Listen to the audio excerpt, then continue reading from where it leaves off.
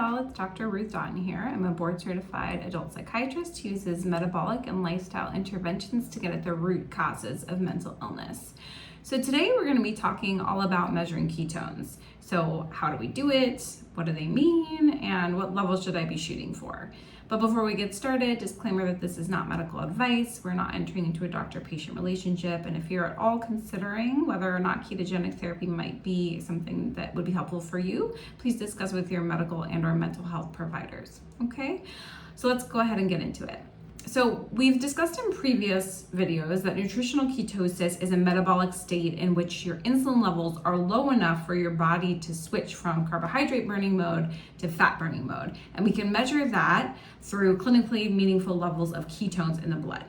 Most experts agree that this state of nutritional ketosis is going to start at levels of beta hydroxybutyrate, which is one of the stable metabolites of fat that we can measure in the blood. So when that beta hydroxybutyrate is 0.5 millimolar or greater. Now, we can also measure other byproducts of fat metabolism like acetone, which is exhaled via the lungs, and acetoacetate, which is going to be lost in the urine. So we do have different devices or products for measuring ketones via each of these mechanisms.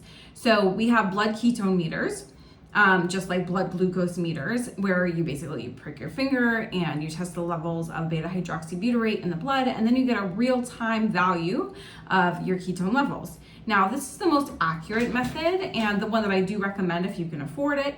And of course, if you don't mind pricking your finger, we recommend generally about once per day. So in terms of cost, the Keto-Mojo, which is probably the most commonly used ketone meter, that one's about $40 for the meter itself. And then the test strips for the ketone meters, for the ketone strips, they cost about 80 cents per strip. And then it also will test your blood glucose as well. And not that you have to test those necessarily once you're in a steady state of ketosis, but those are much cheaper. So I can show you my Keto-Mojo. I have it here. This is really what I recommend here, and I can link it in the description below. So I just open it up here, and so you'll have, these are your lancets, which are just your little tiny needles that you would prick your finger with. And then here's the Keto-Mojo here. And then this is where you're gonna put your lancets to prick your finger. And then I just have the ketone strips right here, but the glucose strips just come in like a brown casing. So anyway, so basically what you'll do is you'll just rip this open, and I'll just open one for you so you can see. Okay, so for example, so here's a ketone strip right here. So they have this little barcode right there. And so you'll insert that into the Keto-Mojo here. And so once you insert it, you'll see it'll turn on automatically. And so depending on the test strip you use, if you're using a turquoise, I guess that's the color one for the ketones, or the brown one for the blood glucose, the Keto-Mojo is already going to know what it's testing for. So then, you'll just put your lancet right in here. There's already one in here. You put it on right there. Of course, you're going to want to switch it out between each finger prick for cleanliness reasons. And then you just kind of pull it back here, and then you put it on your finger, you click this button, and then you'll get a little drop of blood. You just put it on there. And then for the ketone meter, it takes 10 seconds to give you the ketone reading. For the blood glucose reader, it takes 5. So there's some personalized information that it will prompt you to put in when you first get a Keto-Mojo, but after that, this is pretty much what you do.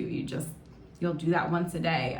Usually I recommend kind of doing once a day in the morning, and at the same time every day, so that you have that sort of consistent data point. Okay, so, but of course you don't have to use the Keto-Mojo. Let's say that you're not sure maybe if the ketogenic diet or lifestyle is right for you, and you just kind of want to dip your toes in. A good option for that would be maybe getting the urine test strips, and these are going to be the most affordable option. So they cost about maybe 20 cents per strip. And they measure the acetoacetate that your kidneys are excreting into the urine.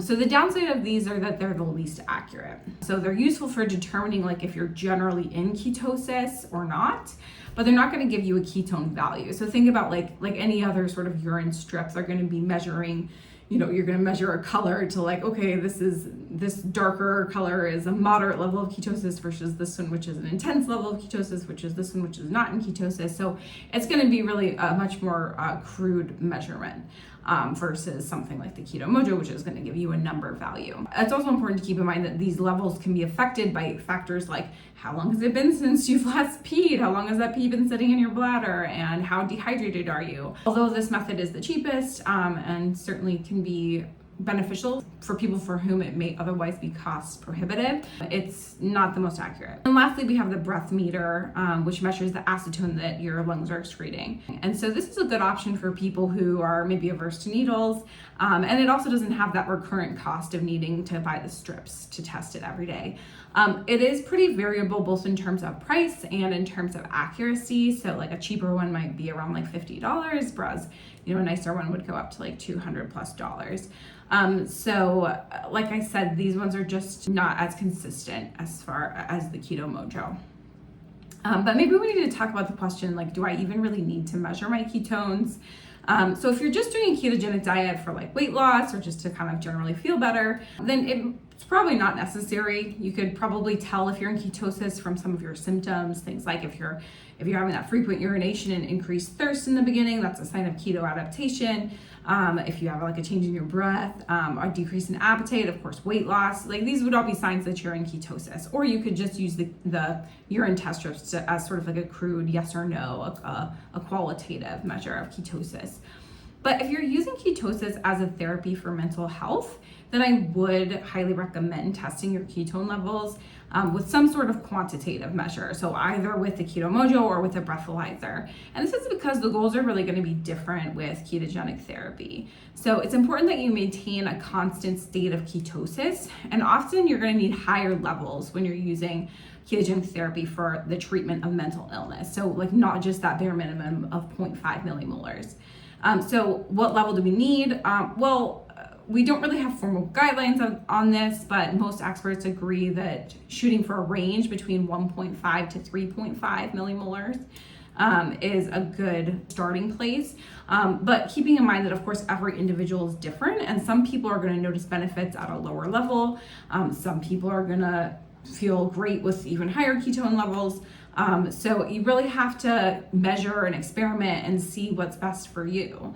I mean, you can't really know that without testing your ketone levels. And then, of course, having this data can also be helpful for telling you if your diet or maybe certain components of your diet or strategies that you're using with your diet, like intermittent fasting, if they're helping or hurting your goals of achieving a certain ketone level. So all that being said, of course, if finances are a barrier for you and you want to try ketogenic therapy, but can't afford some or all of these methods, don't let that be a barrier for you. Of course, it's still possible to be successful with a ketogenic diet without testing your ketones. It just makes it a little more complicated. And of course, it's just one less data point that you're going to have. So how about you all? Is there a range of ketones that you found to be most helpful or beneficial for you? Please feel free to share your experiences and questions in the comments below. And please hit like if you enjoyed this video and subscribe for more metabolic and lifestyle psychiatry content.